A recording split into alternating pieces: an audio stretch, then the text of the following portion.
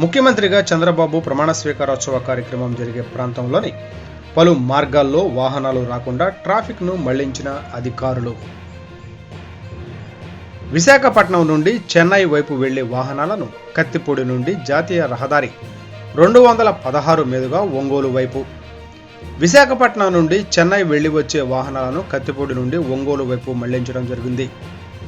చెన్నై నుండి విశాఖపట్నం వైపు వచ్చే వాహనాలు ఒంగోలు నుండి రేపల్లె మీదుగా వయా మచిలీపట్నం, లోసర్ బ్రిడ్జి, నరసాపురం, అమలాపురం, కాకినాడ, కత్తిపూడి మీదుగా విశాఖపట్నం వైపు మళ్లించారు. బుడంపాడు నుండి తెనాలి, పులిగడ్డ, మచిలీపట్నం, లోసర్ బ్రిడ్జ్, నరసాపురం, కాకినాడ, కత్తిపూడి వైపు మళ్లింపు.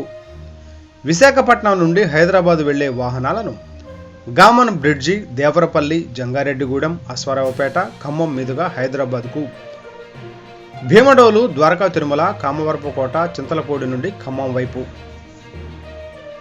ఏలూరు బైపాస్ నుండి జంగారెడ్డిగూడెం మీదుగా అశ్వారావుపేట, ఖమ్మం మీదుగా హైదరాబాద్ వైపు, ఏలూరు బైపాస్ చింతలపూడి నుండి సత్తుపల్లి మీదుగా హనుమాన్ జంక్షన్, నూజివీడు, మైలవరం, ఇబ్రహీంపట్నం, నందిగామ మీదుగా హైదరాబాద్ వైపు మళ్లింపు.